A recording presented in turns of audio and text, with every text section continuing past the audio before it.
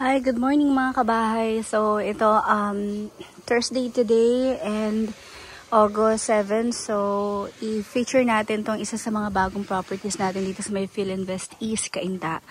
So, ito po, this is 46,800,000 pesos. So, ang lot natin dito malaki, 354. Then, ang floor natin is mga 434 square meters po. So, hindi pa masyadong tapos. But overall, mga ano na to, mga 90% na. Kasi, ang kulang na lang yung mga laboratory, finishing, then sa taas, ayan. So, ang lawak ng parking dito mga kabahay. So, yung space pa lang dito, so, ang kotse natin dito nakasya mga 4 kasi 2 gates naman tayo. And yung gate natin is pa-sliding. So, possible dito gagawin tong electric gate. Okay, mas maganda kung electric gate to para mas madali yung pagpapark din. So, dito po, since malawak po ito, this is mga 4 po na sasakyan ng kasya. Tapos, dito naman, since this is single detached, so ikutin lang natin to ng mga kabahay para may idea kayo. So, this is the maid's quarter. And then, may plant box ka na dito. You have your dirty kitchen. Still, ginagawa pa naman yung property, no? Hindi pa tapos. So, dito tayo. So, meron ka na rin plant box dito. Ayan. And then, meron ka rin dito another room, no? So, pwedeng driver's room, stock room. Tapos, may space ka rin para dito sa pool. And then, ayan. So, ito yung pool natin.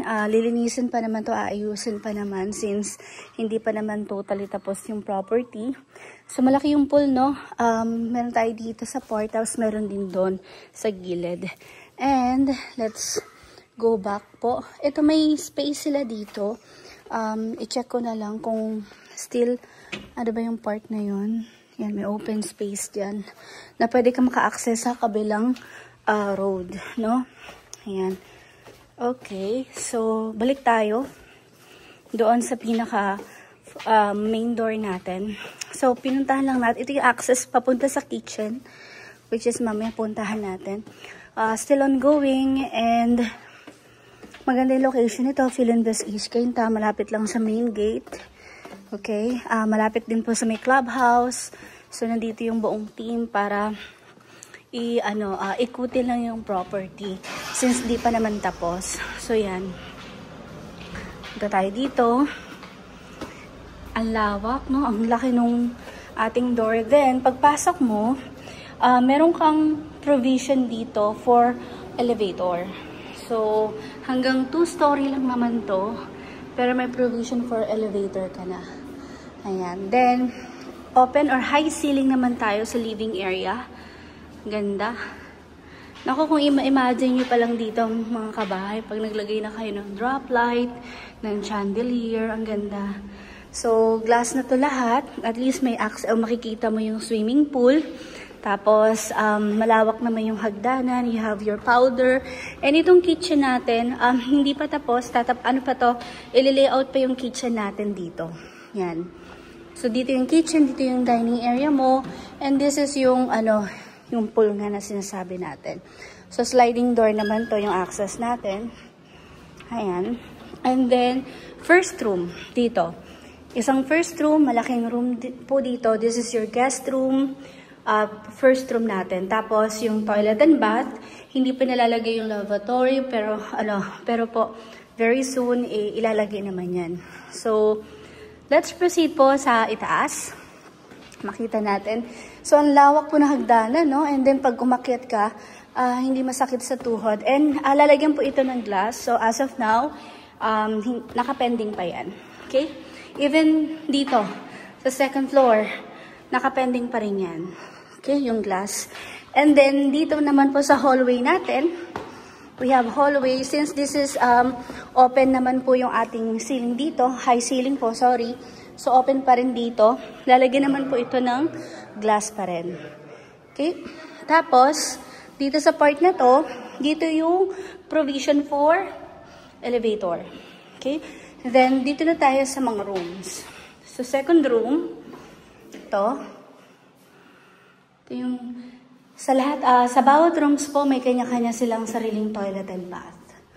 Ayan. Ito yung pinakamaliit na room sa lahat. Tapos, another room. Ayan po. And, maganda nito, meron na rin po itong mga aircon. Ayan. So, iba-iba yung ano nila, yung accent wall ng toilet and bath dito. Tapos, ito naman yung balcony. Okay? And then, let's proceed. Dito pa sa ibang room. So, meron pa tayo ditong room. So, sa second floor, we have 4 rooms. Ang dami. Ayan. Pangatlong room dito sa itaas.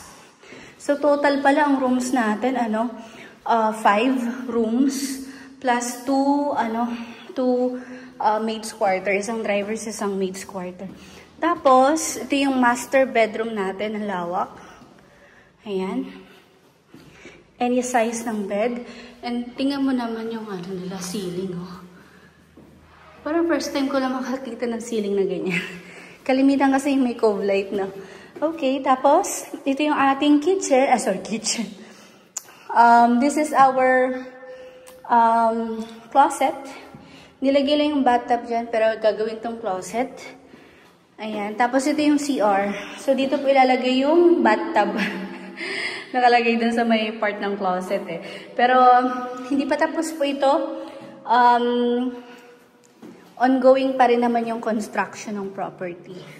So, yan mga kabahay. Kung gusto niyo pong makita ng actual yung property, let me know. Maganda na yung property. Pwede nyo na ma-appreciate yung ganda ng property natin.